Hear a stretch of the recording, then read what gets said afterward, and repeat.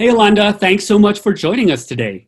Hi, thanks so much for the invite. Excited to be here. I'm really excited to talk with you today about all the amazing work that you're doing in general, but then also B Lab, because you all are really drivers, not only in the social impact space when it comes to business, but you all have released a statement really driving this concept forward of an anti-racist organization. So very excited to talk about that. So to kick it off, I'd love for you to just share a little bit about yourself and the work Yeah, you do at B Lab.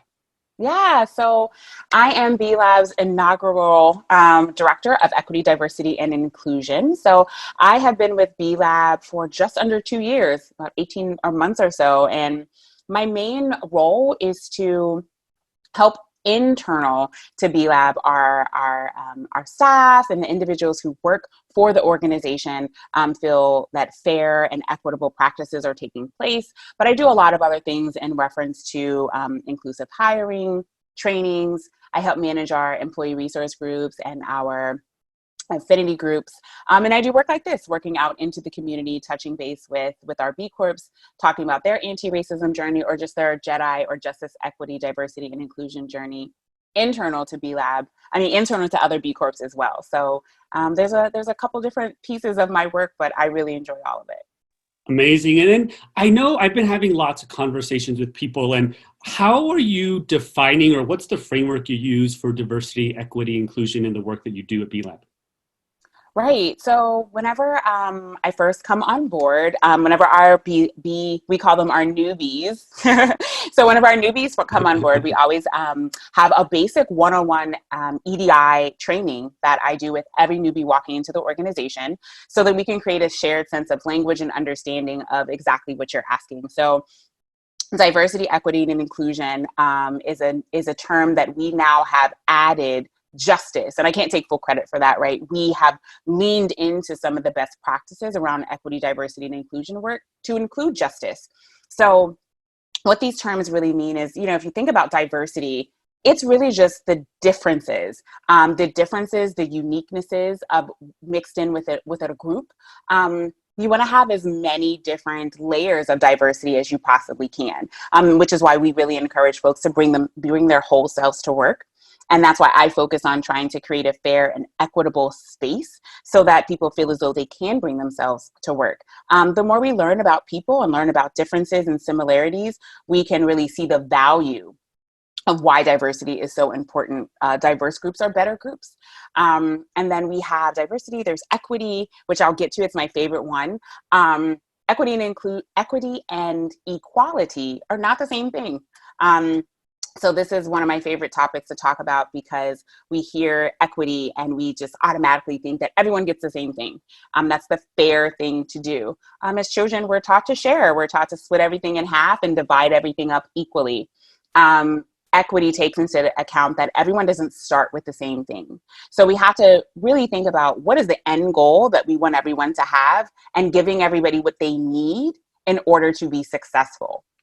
And so justice is the act of taking that into consideration. Justice is the act of taking the most marginalized individuals into consideration when we create our policies, our procedures, whenever we create events for individuals. Who is thinking about the most marginalized individuals?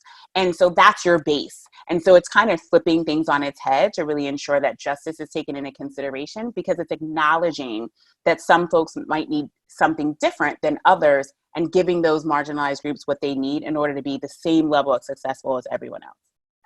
Amazing. Thank you so much for that definition. Like, that is super clear for me. That's one of the best definitions I've heard about that. And so Wonderful. one of the things that you're making me think about is that as the newbies come in, new employees come in, I think one of the most important things is to really think about how are they onboarded in an effective way. How are people responding to this? I mean, granted, there are certain people that are coming into B Lab with a particular framework and they're coming for a particular reason to work there, but how do people respond to these is this new to people? How do they adapt to this new language and framework? Yeah, that's a good question. We get a mix, which is really why the EDI space is so tricky. We have some folks that are coming on board and they have experience in EDI work. They've been on affinity groups or employee resource groups at their previous institutions or their previous organizations. They're very, very well versed, in this language and in this work.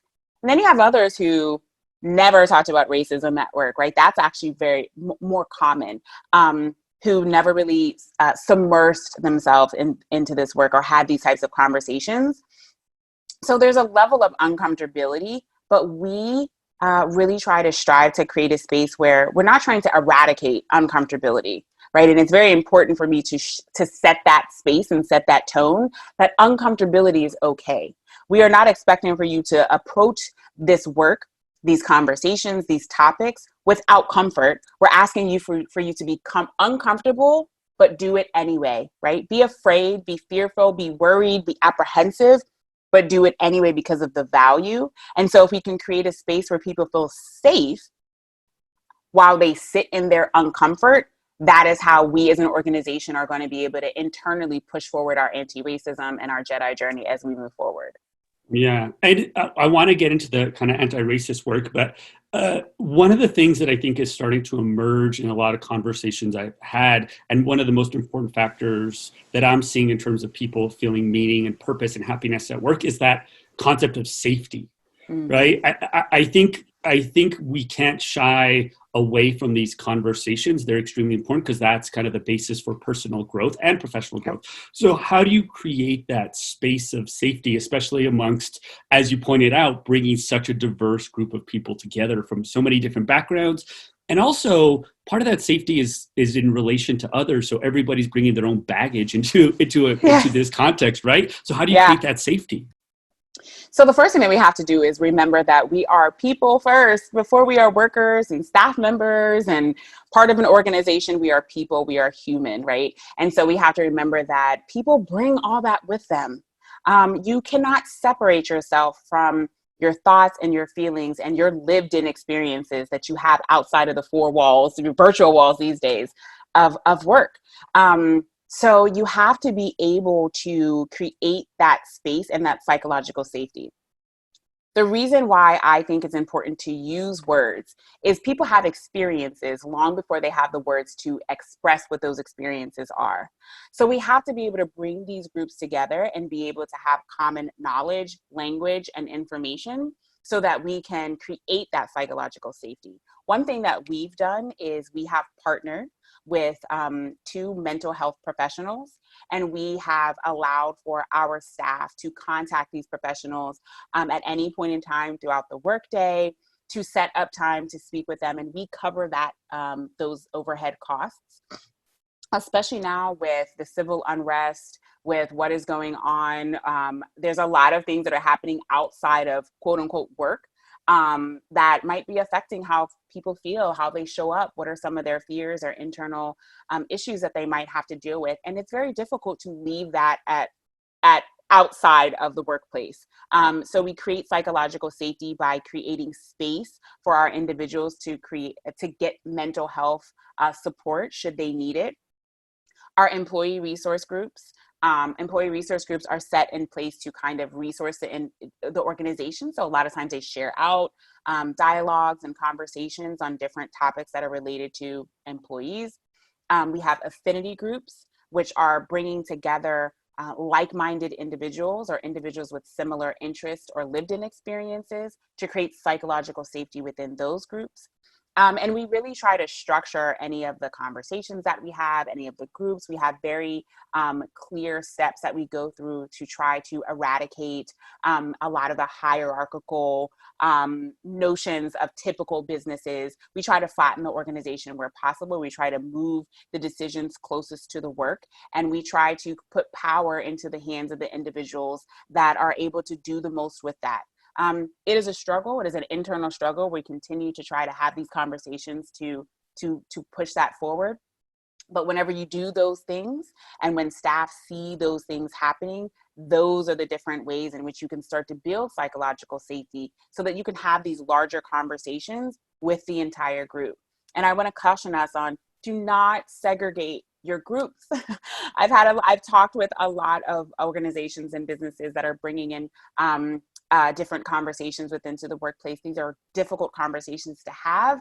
There's not always a lot of clear understanding on how to have them, but I see a lot of conversations are happening too segregated, bringing groups together and having individuals learn how to sit in their discomfort and to have open dialogue is how we're going to be able to move forward and understand the lived in experiences of folks that are different than you.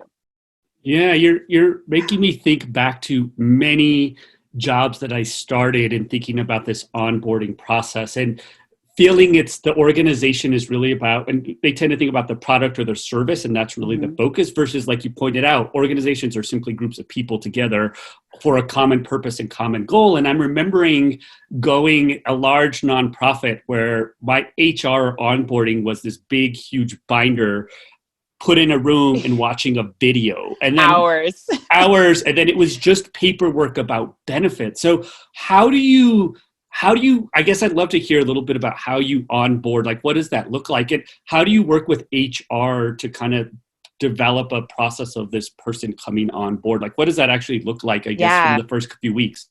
Cool. That's a great question. The nice thing about it is, so I sit on our people and culture team, which is our fancy word for like HR. It's basically our HR team. So I work really, really closely with our director of people and culture with onboarding and assuring that all of our practices, what I really want to continue to drive is like separating this notion that something has to be the Jedi catalyst.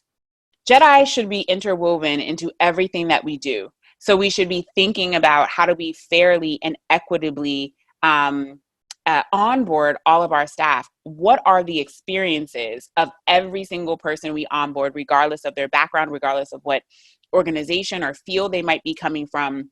What were their experiences? So we spend a lot of time asking a lot of questions around how the experience is going. That's what inclusion is. It's about assuring that individuals feel as though their personal thoughts, feelings, and needs were at a minimum taken into consideration. And so that there was opportunities that they could actually take advantage of and tap into. So it's important for us to go to the source. Don't make assumptions about marginalized groups. Don't make assumptions about any groups, right? Go to the source and find out. A lot of times we can make we come up with solutions, right? This is what we do. We're solution-driven industry. We're a solution-driven organization. We've seen a problem. Let's fix that problem. It's important for us to not spend so much time trying to fix the problem, sans the individuals that the problem or that solution is actually going to affect. So we spend a lot of time talking with our newbies about their experiences, how they went. We create space. We hire with cohorts. So we don't hire one at a time. We tend to hire a handful of people at a time. And it's a really good way to come into an organization with other people that are coming at the same time. They've got the same amount of information. You're just as lost as everybody else in the group. And it's another way to just build inclusivity from the rip. Oh yeah, that's amazing. I hadn't really thought about that. And I knew in the past when B Lab was hiring that it was chunks at a time, but I didn't realize that was one of the main purposes. So what you introduced earlier in terms of DEI is this justice piece, and how has that been integrated? And I'm assuming that's kind of part of that anti-racist component as well. So how is this infused into kind of the overall DEI? Yeah, so the justice lens of equity, diversity, and inclusion is newer. But it's a component that's necessary if we want to do it right, if we want to get this right.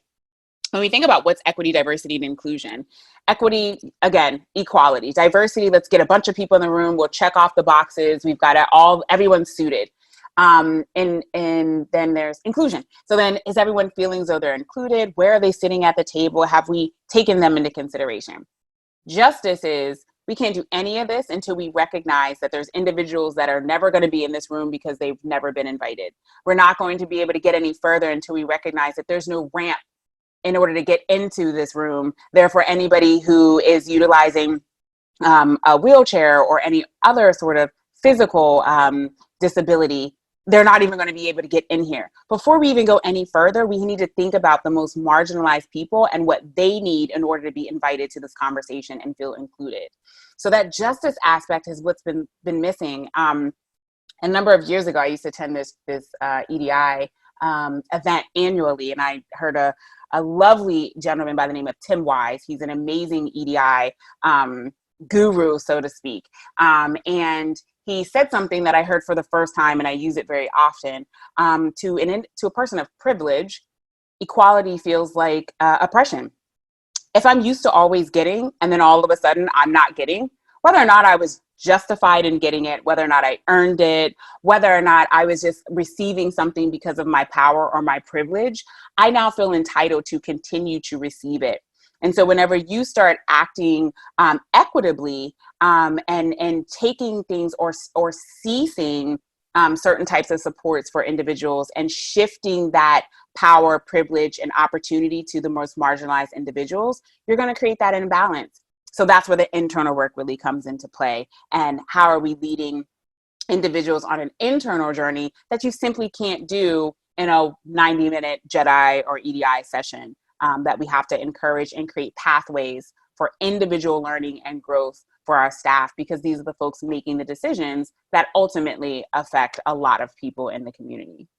Yeah, wow. That is a really clear way in terms of how people are responding based on their backgrounds to this. And I want to get into in a bit the stand and the commitment to justice and anti-racism that B Lab took recently. But for those that we've been using B Lab and B Corp regularly during this conversation, but not everybody may know what that is. Mm-hmm. So for those out there, B Lab is a nonprofit that certifies organizations to become B Corps. But can you share a little bit about what that looks like and what B Corp is? Yeah, wonderful. Yeah, so that is confusing. And so people sometimes, thank you for taking the time to kind of clarify that. So I work for B Lab. B Labs which is a nonprofit organization, and we certify for-profit businesses.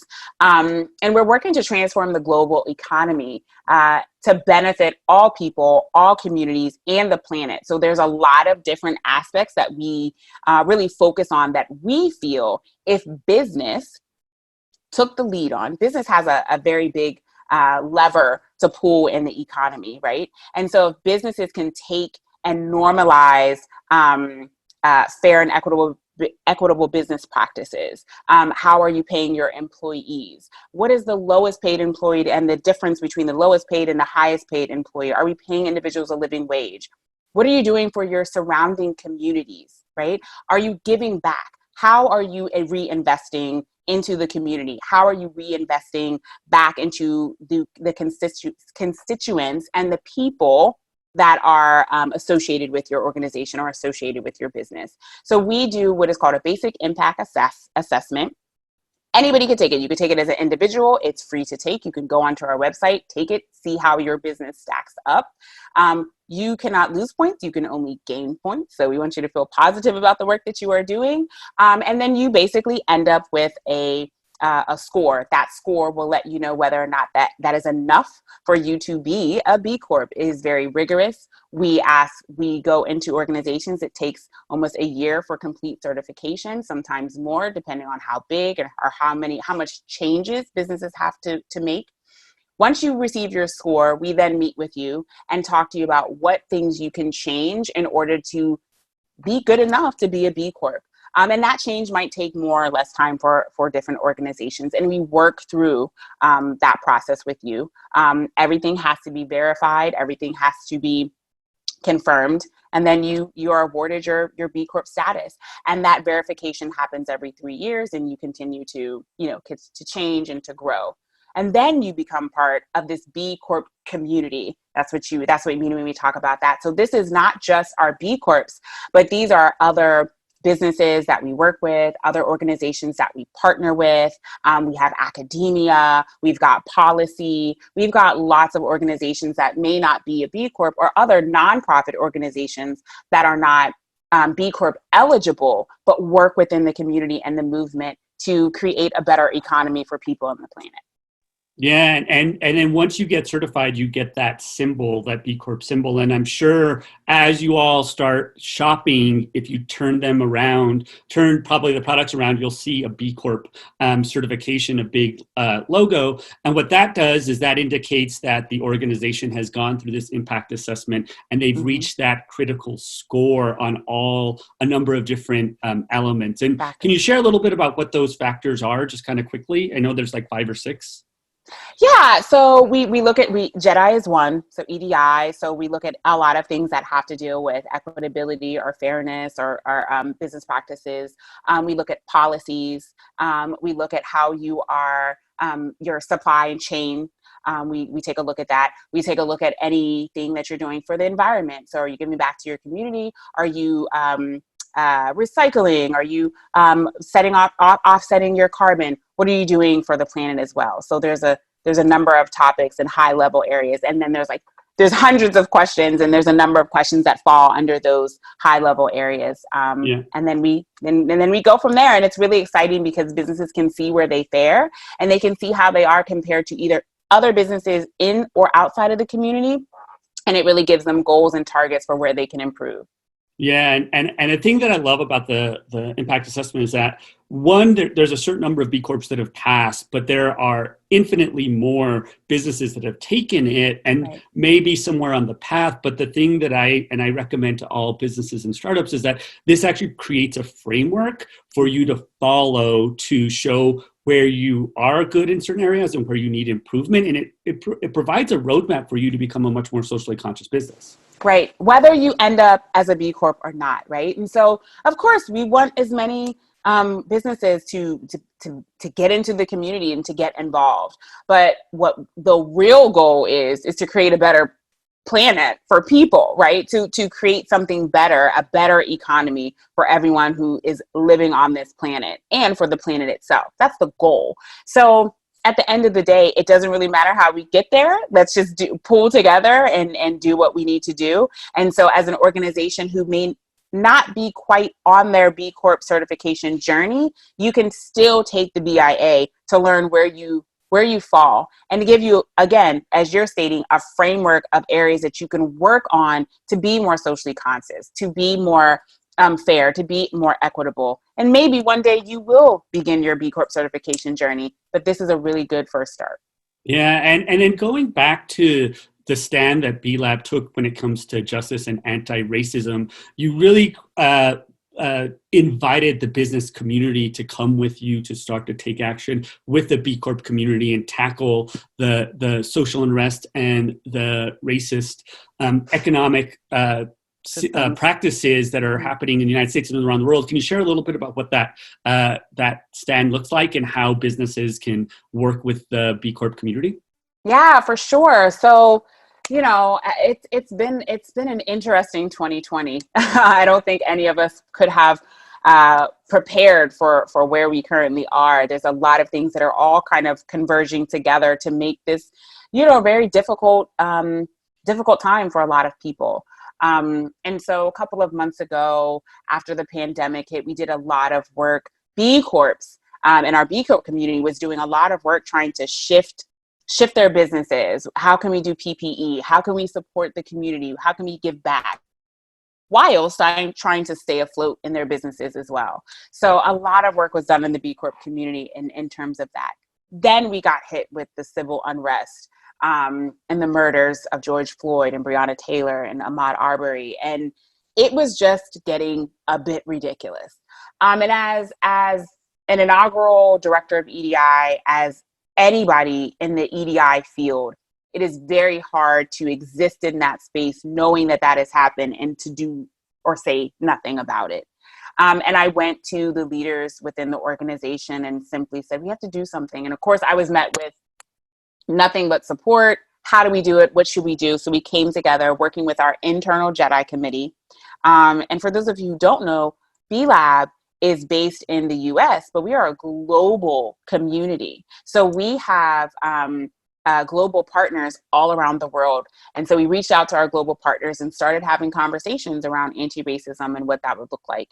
And we drafted what we felt was a diverse open statement that would be inclusive, or that could be inclusive, of our entire network. Long-term goal to be an anti-racist network, right? But we have to understand that as we grow across the globe, racism does not look the same in the US as it looks in China. It doesn't look the same in Africa as it looks in Amsterdam. Trying to globalize an anti-racism conversation is really, really hard. So what we did is we really looked at, I kind of unpacked the word racism and what that really means. And really, what it really boils down to is it's about culture, and it's about the treatment of people, and it's about oppression. And oppression looks very different. And so every organization, every region, every country has some form of oppression. And so our goal over the, as long as we need to be working on this, is learning and sharing about what that oppression looks like within the B Corp community, so that, again, as we're working on justice and putting that Jedi lens on everything that we do, if I can think about the injustices that different types of individuals and groups of individuals experience, then the decisions that my organization make can actually be inclusive choices that are actually going to be well suited for more than just one or two specific groups of people. Yeah, yeah. And I guess, when you took this stand and you ended up putting out this content, how did people respond? How did, you obviously have the B Corps that are going to be supportive, and then how did other business leaders and businesses respond? So the B Corp community was super behind, happy to do it. We came out with the anti-racism statement. That is a B Lab statement, but of course we encourage the B Corp community to think about what anti-racism might look like in their region and join us for this. So what I shared after coming out with that statement is our commitment. And some of those commitments are decentering whiteness in our analysis, right? So we, in business, it's really focusing on those dollars, right? What's the biggest hit? What's the biggest impact? Your biggest impact is going to come from the largest group. So the largest group is typically who gets considered about who's going to have the largest effect. What we do is we kind of disseminate that ideology out a little bit further and broaden those margins to include those individuals that typically don't get included. And so that type of a conversation is one that doesn't typically get met with a lot of apprehension. What gets met with apprehension is, if I say that I'm an anti-racist, then that means that I'm admitting that I was racist before. And that is the problem that people find. It is very, very difficult to do an internal assessment of where you stand in your ideologies and your beliefs, and have a mirror put in front of you to show that perhaps some of your ideologies or beliefs were built on racist systems, therefore by default are rooted in racism. Gotcha. It's a personal thing, and it's difficult to understand because, we're part of this community and we don't show up that way.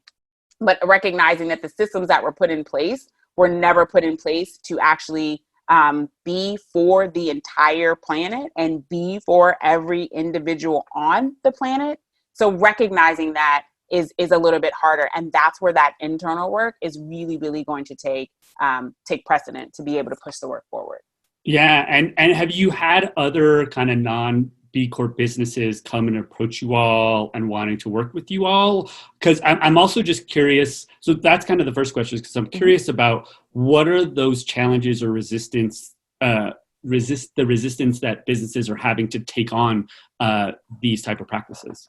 I think that so to answer your question, one, yes, we have, almost too many, right? Unfortunately, we can't do everything, and we can't collaborate with everybody. But yes, we have a lot of organizations and businesses that are not B Corps that are interested in working on policy with us, working on their anti-racism journey, working on their internal education and supports.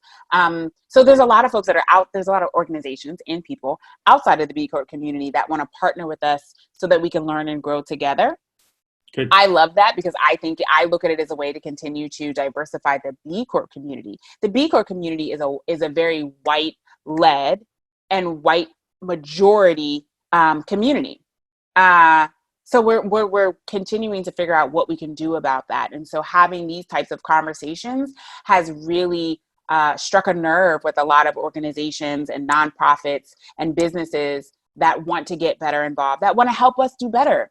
And it's not always about how can B Lab, hitch our wagon to someone else. A lot of times it's about how can we get the expertise that we need in order to push our work forward, because there are other organizations that are outside of the B Corp community that are doing really well on corporate social responsibility, that are doing really well on hiring and open hiring, and they're pushing that envelope. And so we're learning as we go along as well. So we really encourage businesses to reach out to us where they see that we're not doing so well. What are some of our shortcomings? And if you're doing a great job or you can help us do better, we are really interested in partnering to learn a little bit more about what we can do to be better. So we're seeing, but do I still get conversations in business around, I think that we've done a really good job making the case for JEDI in business, right? We've been JEDI, we've been doing that, EDI, we've been doing that for a number of years now.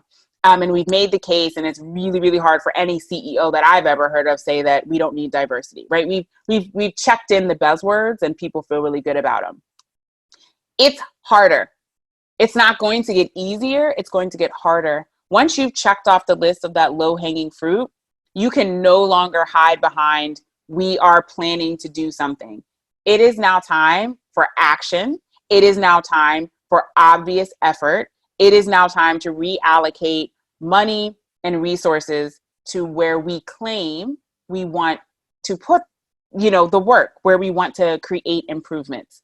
And so that is going to take the internal work. And that is really, really difficult. I did an interview internally with B Lab because we're working with our leadership to really get those commitments, because that's where it starts. If you don't have the leadership commitment, you're kind of dead in the water.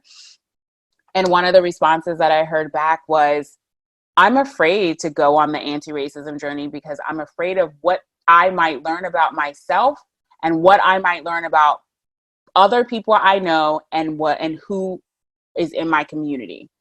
That is a real fear. That is a real fear, and that is a real worry, and that is an actual apprehension that is going to prevent us from being able to move things forward. Yeah, and as you're saying this, both in terms of all the work that you do and what we're talking about, this is one of the biggest challenges to businesses ever, because of the amount of time and energy that it's going to take to shift this. It's also less straightforward because you're dealing with humans and emotions and relationships, and that's a lot messier than simply data and analytics and sales. And I think the thing that you're pointing out right at the beginning when you shared all the work you do at B Lab is how much effort and also kind of financial commitment that's going to take place in order to put these things into practice. 100%. 100%. And these are things that we're seeing, we're learning, we're growing. These are conversations that I'm having, right? So we don't have it perfectly done here. It's really, really important. I think that it's easy to make the commitment because we know it's the right thing to do. Making the commitment and doing the work to uplift that commitment are two different things. And so now we're doing the hard work of, right now we are going through How to Be an Anti-Racist by Ibram Kendi. We're reading this book as an organization. I've created touch points. We're going to be talking together with small group discussions. This isn't going to be easy. Everybody wasn't interested in doing this. We were interested in being anti-racist. Everybody wasn't interested in digging into themselves personally to find out, what about how I show up sometimes is racist? What about how I show up sometimes is microaggressive to another individual? And these are our friends. These are our colleagues, our coworkers. We've worked with them for a number of years. And certainly I have never engaged in racist behavior. Relearning what racism looks like, relearning what racism actually is and where oppression shows up is a very difficult thing to do, because again, it's going to hold the mirror up in front of our eyes and help us to really see we can't keep doing the same thing and expecting a different result. Yeah, and you pointed out a couple things. One, typically if leadership is not on board, it's going to be extremely challenging. So for those people that are within organizations that want to make change, you got to make sure that you are able to build those coalitions and be able to get that leadership on board. It's a little bit harder, but I think the thing that's also so valuable with what B Lab as a whole and the B Corp certification and then this integration is that you can also support startups, right? So they're integrating this right at the beginning. I think the challenge for startups, and I think those that are listening to be mindful, is that when you're a startup and you're bootstrapped, you're really consciously thinking that you have only so much time and energy and money in the days that you're focusing on your product and service, and you kind of put this by the wayside. And I think thinking about becoming a B Corp and being on that pathway forces you challenges you to integrate this right from the beginning. And I think that's the value of the B Corp certification.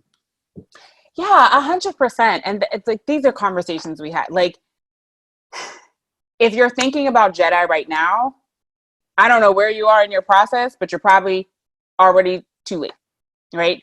That doesn't mean you don't do it, but I always say one step behind that, one step behind that. So if I say, oh, I'm ready to do this, we're ready to this new project. We're going to launch a new project. We're going to launch a new product. And this is from the beginning of that. Once you've got the idea, you have to get different voices involved from the beginning, because it is way harder after it's already done, after you're ready to launch, this is why people have a struggle with integrating Jedi so much, because it's seen as either an afterthought or it's seen as a prohibitor to success.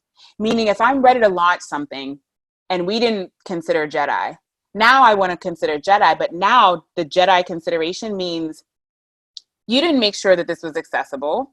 The fonts are all wrong, and this is not credible fonts for everyone to be able to see. You didn't pick the right colors.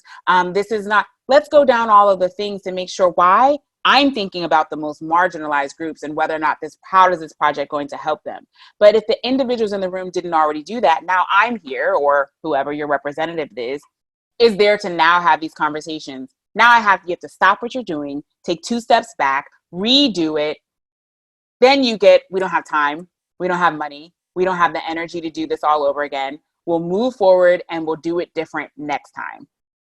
So if we just make the conscious effort and the decision to make sure that we're all tasked with doing this from the beginning, it actually would be less money, less resources, less time and energy and effort, because we kind of did it right the first time. And so it really saddens me to see the work go in and then not be able to course correct for Jedi. So really encouraging folks to do it early. Yeah, and it will probably have a positive financial impact, but you're serving a community, possibly a larger demographic, but in a deeper and more connected way. 100%. So one of the things I'd love, so again, thank you so much for all kind of the clarity on this. I'd love to hear a little bit about how did you get involved in the work all this work? What's been your career journey? Yeah, it's like I have like a very strange kind of how I ended up here. When I started out my educational journey, we'll say, I thought I was going to be a pediatric surgeon. I was going to go for medicine. Wow. I was going to be a surgeon. I love all things medical. I still do. But math is just not my thing. I'm not a numbers gal. And so I struggled, and so I course corrected to human services and psychological studies because I really enjoyed psychology and the mind and how people work and how people tick. And so I kind of fell into sociology whenever medicine didn't work out. And so I've always really loved people. I've always been a people person. And so the sociology route was pretty easy for me. And I think that diversity and inclusion and equity are really, really closely aligned with sociology and people and how people show up and how they work. And so I was really focused on education. I think I'm an educator at heart, but I do believe that education happens outside of the classroom is as much as it does, if not more, than it does in front of, a blackboard, so to speak. So I did do some early childhood education. I was a daycare director for a number of years. And then I landed a job at Goodwill. Ironically enough, I worked at Goodwill And I worked in their division where it's Goodwill is a really great organization that does a lot of things that people don't know about. And they really work with marginalized populations, individuals that have been incarcerated and that are being released back into back into society. Those individuals that have been systems impacted, they do a lot of work and business trainings and things to get them back into work, making a living wage and being able to be independent members of society. And I really was driven to see how individuals that might have been unfairly treated in the world, knowing that the prison industry is just a complete, crapshoot there. And so knowing that these individuals may have been mistreated or treated unfairly, but then to be seeing them given a second opportunity at life, at families, at having a quality of life that they deserve was really inspiring to me. And they partner with a higher educational institution. And so I transitioned from there back into higher ed.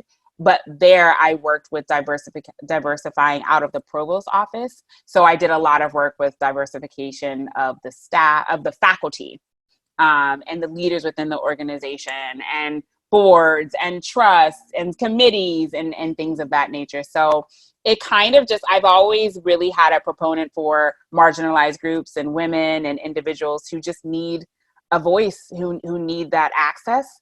And so I just kept evolving and playing around with different opportunities. And 2 years ago, I found myself at B-Lab. I really was ready to move outside of the higher education realm into an area or a field that I really felt like I can make a larger impact and a larger difference. And B-Lab was looking for a director of EDI, and I was like, all right, I think that's it for me. And so from the moment I walked in the door, I was like, I have to be here. I definitely have to be here. Oh, I love that. I love hearing that. So, and in thinking about that larger impact as we wrap up, you have 2020. Where do you see this going in the future, both B-Lab's work, but then also what does this look like in terms of businesses taking the lead? And like you mentioned, that big lever, actually taking that lever and using it to make an impact and changing the world.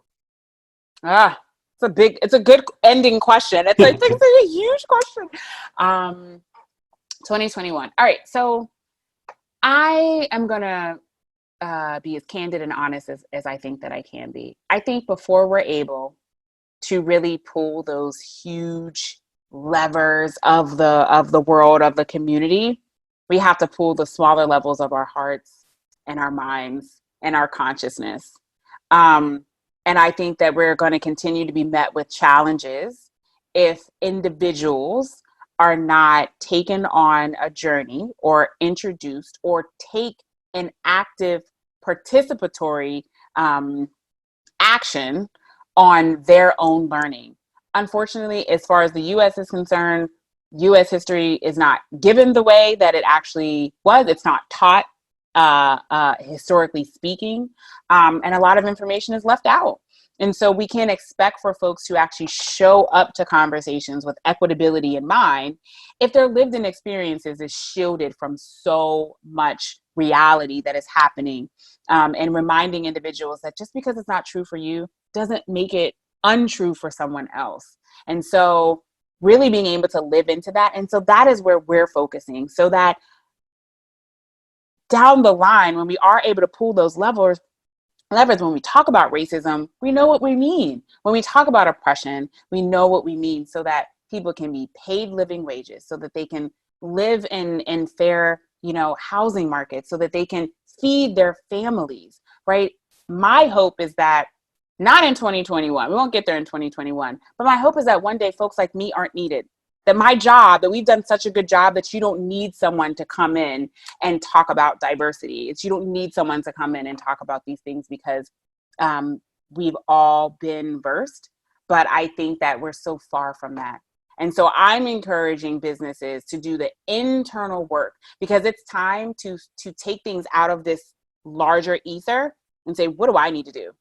Everybody should be asking themselves, what do I need to do? And so if we can get these small collectives in better shape, then I think that over time it's going to affect the larger goals. Yeah, I mean, I think what you're making me see that transpired in 2020 is a lot of people became aware, sometimes for the first time, or at least to a certain level, of everything that's truly happening. And they started going on this journey. And I saw a lot of businesses, small, large, saying we're going to become anti-racist, or individuals.